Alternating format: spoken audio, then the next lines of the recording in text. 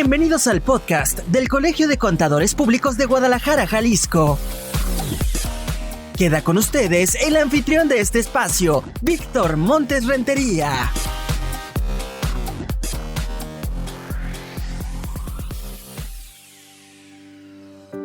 Estamos de vuelta en el podcast del Colegio de Contadores Públicos de Guadalajara, Jalisco. Por eso hoy le hablaremos de la importancia del oficial de cumplimiento en la prevención del lavado de dinero. Nos acompaña en esta mesa de trabajo el contador público certificado Alberto Romero Quesada, quien es además coordinador de la maestría en lavado de dinero del Colegio de Contadores Públicos de Guadalajara, Jalisco. Contador Alberto, bienvenido, gracias por acompañarnos. Muchas gracias, Víctor. Encantado de estar con ustedes este día y sobre todo para platicar sobre este tema tan importante que es el del oficial de cumplimiento, ¿no? Como bien sabemos, pues el lavado de dinero es un, digámoslo así, fenómeno que afecta pues a muchos sectores de la economía y también pues justamente lo que se trata de prevenir es evitar el ocultar el verdadero origen de los recursos, ¿no? Que esa es, digámoslo así, la teoría principal del qué es el lavado de dinero. Entonces, pues hay ciertas personas que son vitales para este tema, los cuales pues se le denominan oficiales de cumplimiento.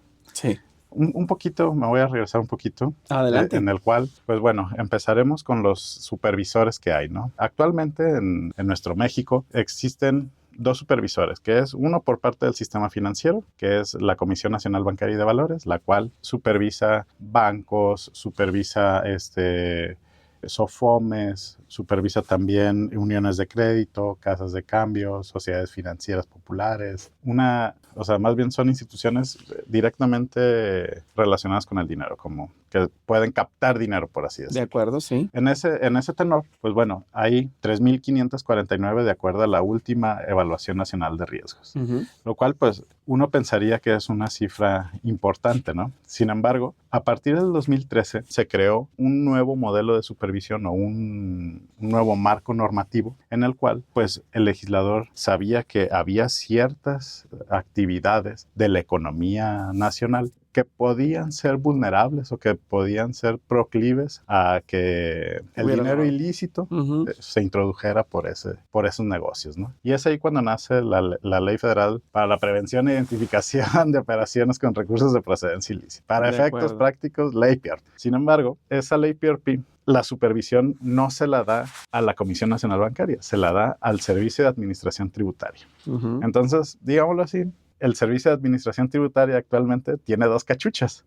Una, pues la del cumplimiento tributario. ¿Recaudador? Recaudador, exactamente. Y la otra cachucha, pues es la de supervisor de las actividades vulnerables. Vigilante. Vigilante, exactamente. Entonces, ¿cuáles serían estas actividades vulnerables? Pues mira, puede ser el arrendamiento de inmuebles, la venta de inmuebles como tal, los mutuos, préstamos o créditos que presten con o sin interés. Puede ser también servicios profesionales, abogados, contadores, notarios, agentes aduanales, los constructores en su etapa de desarrollador inmobiliario, o sea... Cuando van a invertir en tierra y en proyectos. Y ahorita volteas y si tú volteas, pues Guadalajara está creciendo hacia arriba. Entonces, todos esos desarrollos inmobiliarios, tanto en la fase de preventas como en la fase de venta, de entrega del inmueble, tienen que llevar una supervisión en materia de prevención de lavado de dinero. ¿Incluye cajas populares o no? Las cajas populares las supervisa directamente la Comisión Nacional Bancaria y de Valores. Distinto. Es ahí como se va diferenciando, ¿no? Muy bien. Entonces también los vendedores de vehículos, ya sean nuevos, usados, cualquier tipo de vehículo, puede ser marítimo, aéreo, etcétera. Las tarjetas y monederos, por ejemplo, las que son de los vales de despensa, de la gasolina, etcétera, también deben de llevar una supervisión. ¿Por qué? Porque hay, como te comentaba, una cierta línea de que se pueda introducir sobre todo dinero ilícito, ¿no? O que se pueda lavar por ahí. Blindaje de autos también. Los cheques de viajero, que eso pues ya muy poca gente, ya eso está algo en desuso y entre otras cosas. Sin embargo, aquí lo interesante, los sujetos obligados en materia de la ley PIORP o de las actividades vulnerables que te acabo de mencionar son 107,642. O sea, es una cantidad muy diferente a la que comentábamos justamente de la Comisión Nacional Bancaria, ¿no? O sea, 3,549 por una parte, que es el sistema financiero, 107,642 por parte de las actividades vulnerables. Una cantidad estratosférica, por así decirlo, ¿no? Entonces, pues, todas esas, en su mayoría, son empresas o personas físicas que deben de contar con ciertos lineamientos. O sea, digámoslo así, que las obligaciones que tienen, a grosso modo, son identificar a su cliente, el famoso conoce a tu cliente o know your client, hacer un expediente con sus datos, su nombre, a qué se dedica, su nacionalidad. Ese expediente pues debe de traer copia fotostática de sus documentos. Bueno, ya de fotostática se escucha un poco antiguo. Ya ahora más bien puede ser electrónica también. Sí. Y asimismo, pues bueno, si hay operaciones que sean, digámoslo así, susceptibles a un reporte, enviar un reporte a los diferentes supervisores, a la Comisión Nacional Bancaria y de Valores, enviar un reporte a los diferentes supervisores, ya sea a la Comisión Nacional Bancaria y de Valores, del sistema financiero, o a las actividades vulnerables por medio del SAT, para que esos supervisores informen a la UIF o a la Unidad de Inteligencia Financiera de las operaciones que están sucediendo, ¿no? Y que pues ya la Unidad de Inteligencia Financiera con esos datos pues le permite investigar y perseguir delito. El delito, obviamente, primeramente el lavado de dinero o consecuentemente algún otro delito que también estén persiguiendo, ¿no? Pero pues se hacen de la información en que están usando esas organizaciones el dinero, cómo lo están, digámoslo así, bancarizando o en qué lo están comprando, ya sea joyas, autos, casas, etcétera, ¿no? Como vemos, pues estas dos grandes vertientes de la prevención del lavado de dinero, pues necesitan también una figura clave, que es el oficial de cumplimiento. Esta persona, este funcionario, por así decirlo, o este elemento dentro de una organización, es el que justamente está analizando las operaciones que van a ser susceptibles a enviarse a los diferentes supervisores. Esta figura del oficial de cumplimiento, pues debe de estar también acorde a una serie de lineamientos que hay o de una serie de controles internos que hay establecidos en las empresas para que justamente se detecten este tipo de operaciones que son reportables, ¿no? O que se tiene que enviar información. Esto no quiere decir que el oficial de cumplimiento sea ¿Policía? El policía simplemente pues es el designado, o sea, para justamente mitigar riesgos de una posible introducción de un dinero ilícito en alguna de las empresas, ya sea del sector financiero o de las actividades vulnerables. Entonces, es ahí donde siento yo que esta persona, este puesto del oficial de cumplimiento tiene relevancia. Y sobre todo, pues es vital en estos momentos para las empresas. ¿Por qué? Porque cabe señalar que las multas por incumplimiento en esta ley, ya sea en el sector financiero o de las actividades vulnerables, son altas, por no decir millonarias. Claro. Entonces, pues justamente tener una persona capacitada con conocimientos tanto del negocio, de la estructura del negocio, de la organización del negocio y sobre todo en temas de prevención del lavado de dinero, resulta vital para este tipo de empresas, ¿no? Correcto. Asimismo, estos oficiales de cumplimiento deben de contar con una certificación. Para la Comisión Nacional Bancaria y de Valores es obligatorio que todas esas entidades, las 3.549, tengan su oficial de cumplimiento certificado.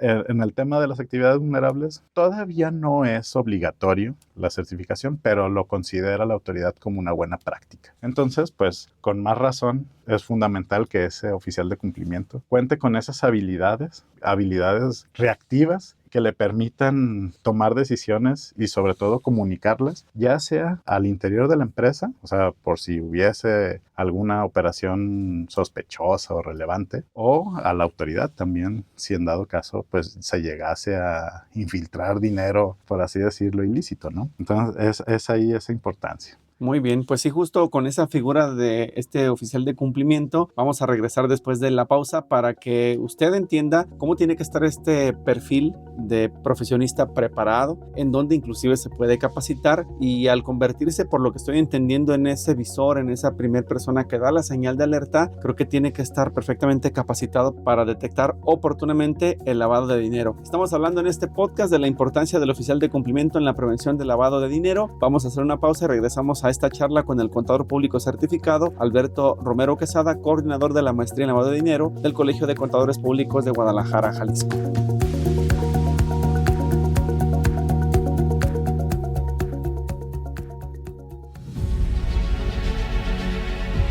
El 2025 llega con nuevos retos en materia fiscal y contable, y en el Colegio de Contadores Públicos de Guadalajara, Jalisco queremos acompañarte para enfrentarlos. Conoce de la mano de nuestros expertos el panorama económico, ley de ingresos de la Federación y numerales sobresalientes de la Resolución Miscelánea Fiscal 2025. En esta conferencia, los integrantes de la Comisión Fiscal del Colegio de Contadores aportarán detalles sobre Ley de Ingresos 2025, dictamen fiscal e impuestos sobre la renta, entre otros. También se abordarán los puntos sobresalientes de la resolución miscelánea relacionados con el Código Fiscal de la Federación, el impuesto al valor agregado, régimen simplificado de confianza y los requisitos para la emisión de CFDIs. La conferencia se llevará a cabo el próximo miércoles 22 de enero de 2025 con las ponencias de los contadores públicos certificados, Jaime Morelos Sánchez, Juan Ramón Olague Cervantes y el contador público Guillermo Aguilar Carrillo. Escríbenos al correo reservaciones@cspg.org.mx y asegura tu participación en una de nuestras primeras conferencias del año.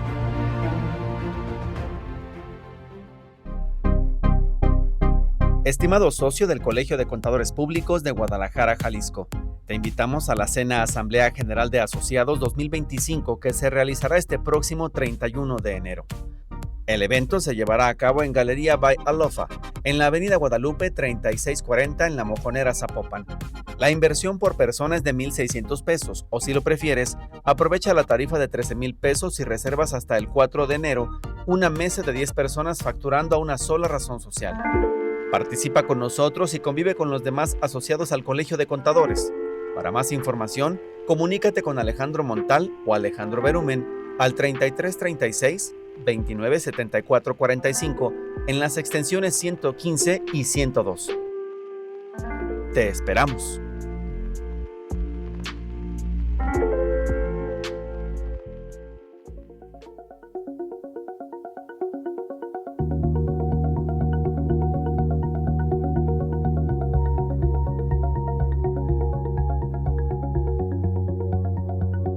Regresamos a continuar esta charla con el contador público certificado Alberto Romero Quesada, coordinador de la maestría en lavado de dinero del Colegio de Contadores Públicos de Guadalajara, Jalisco, y él nos hablaba ya, nos daba un anticipo, un adelanto de la figura del oficial de cumplimiento. A mí me gustaría saber, contador Alberto, si existe algún perfil muy específico que deba tener esa persona que será convertida o se va a transformar o se va a preparar en un oficial de cumplimiento. ¿Qué habilidades debe tener? ¿Qué especialización? ¿Cómo perfilarlo? ¿Cómo tratar de definirlo? Ok. Buena pregunta, Víctor, porque curiosamente el perfil del oficial de cumplimiento no hay una carrera, digámoslo así, no hay un perfil, por ejemplo, que sea administrativo o con ciertas habilidades. Yo creo que más bien es conocer muy bien el negocio en el que estás y sobre todo también ser meticuloso y ser un buen analista de los posibles riesgos en los que puedes estar asociado. Justamente, gran parte de este tema de prevención del lavado de dinero es justamente identificar riesgos para mitigarlos. Entonces, pues más bien las habilidades que debería contar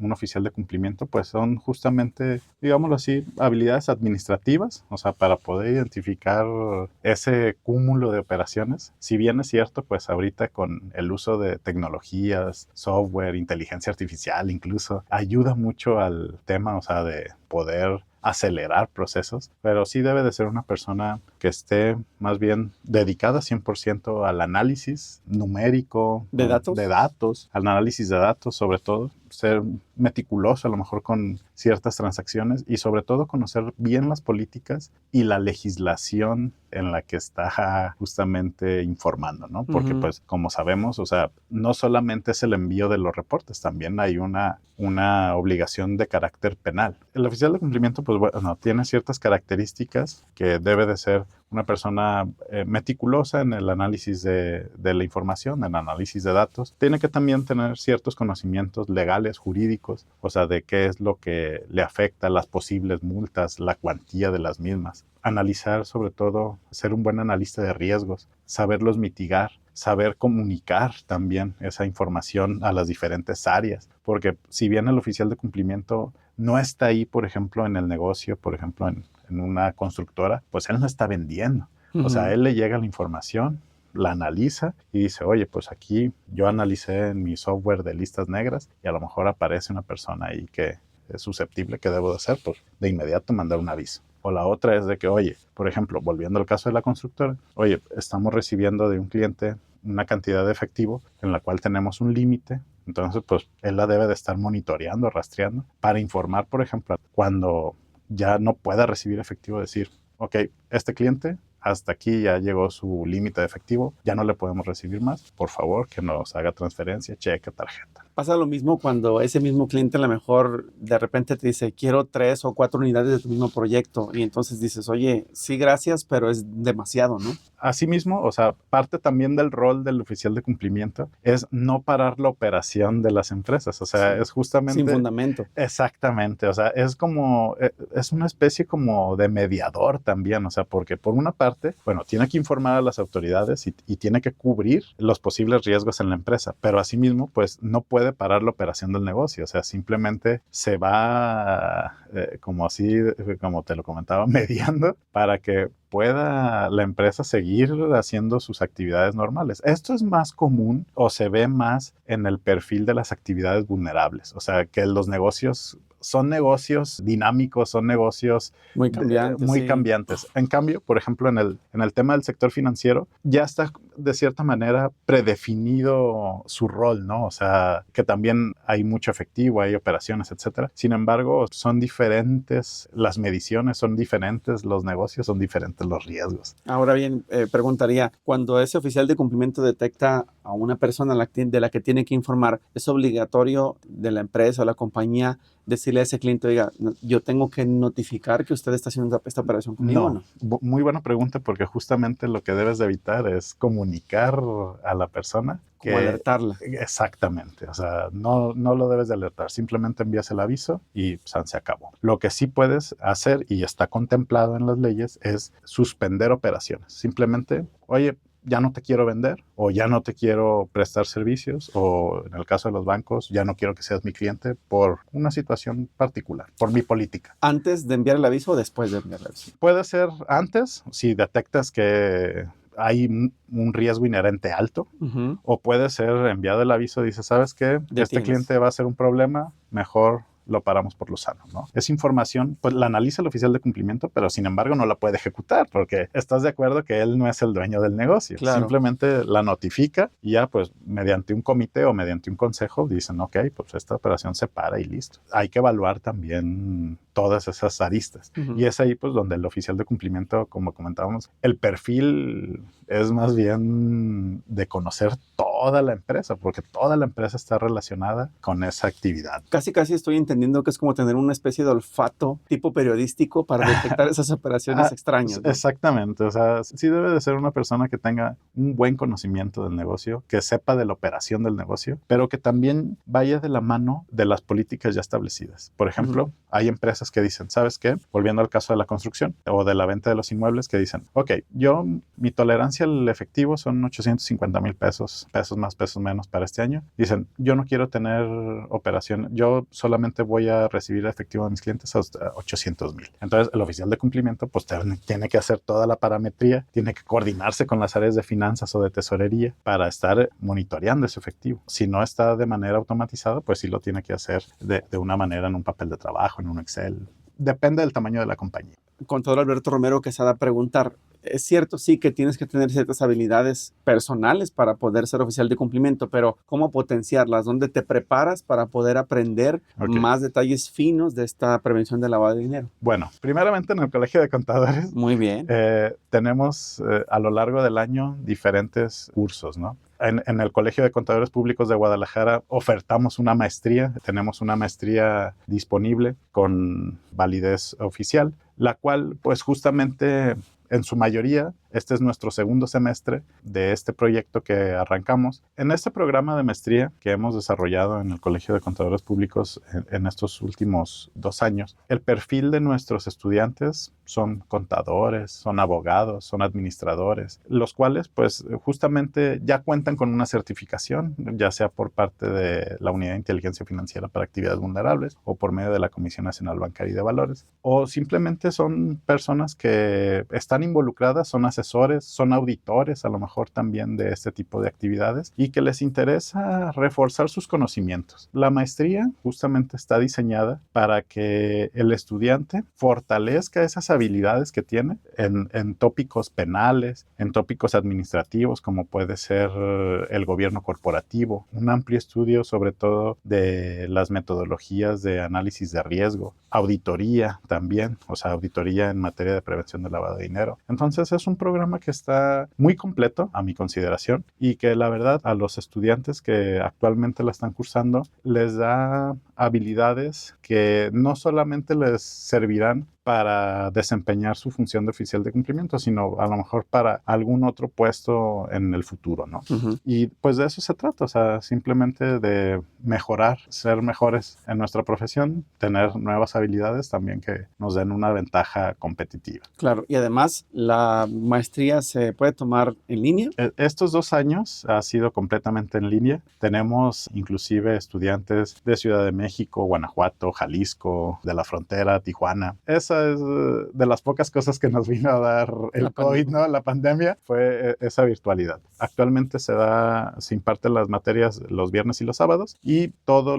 los maestros que la cursan están certificados, son especialistas en la materia o son personas que practican, digámoslo así, en su vida profesional. La figura del oficial, tal vez. La figura del oficial de cumplimiento. Justamente la maestra Paulina Rodríguez, que es la que imparte el sector financiero, tiene varias certificaciones. Ella es oficial de cumplimiento. Entonces, ahí es donde se junta, digámoslo así, la teoría y la práctica, ¿no? Porque, pues, justamente la maestría está diseñada para que tenga las habilidades o tenga el conocimiento que a lo mejor aprendió de manera empírica o de manera de cursos, pero que también refuerce esa parte práctica. Y pues sobre todo lo que dan las maestrías, que es pues una convivencia, conocer gente nueva, compartir experiencias por especialistas que están viviendo esa situación, o sea, especialistas en materia de prevención del lavado de dinero. Muy bien.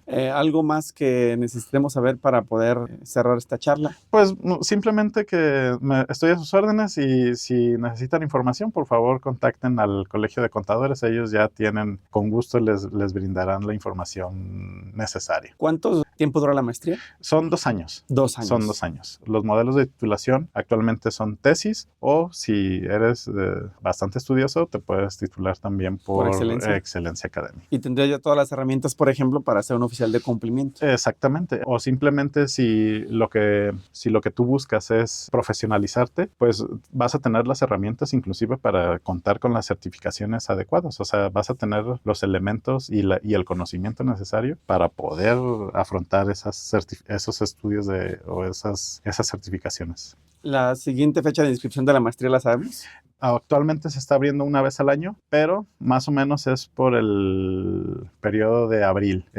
Simplemente pueden seguir las redes sociales del colegio y ahí estamos enviando información sobre las inscripciones, los costos, etcétera. De acuerdo, pues ahí está la invitación abierta para que usted se acerque al Colegio de Contadores Públicos de Guadalajara, Jalisco, se involucre más en el tema y además pueda profesionalizarse, prepararse en esto que es la importancia del oficial de cumplimiento en la prevención del lavado de dinero. Hoy nos acompañó en la charla el contador público certificado Alberto Romero Quesada, coordinador también de la maestría en lavado de dinero del colegio, a quien le agradecemos su participación. Muy amable. Un gusto, Víctor. Muchas gracias. Nos vamos. Gracias por habernos escuchado y descargar este podcast. Soy Víctor Montes Rentería. Cuídese mucho, pásela bien. Lo esperamos en el siguiente episodio. Hasta luego.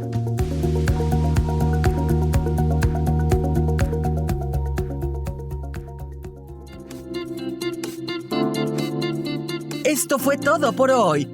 Recuerda que este espacio es para darle voz a los contadores, para escucharte y orientar a nuestra comunidad. ¡Hasta pronto!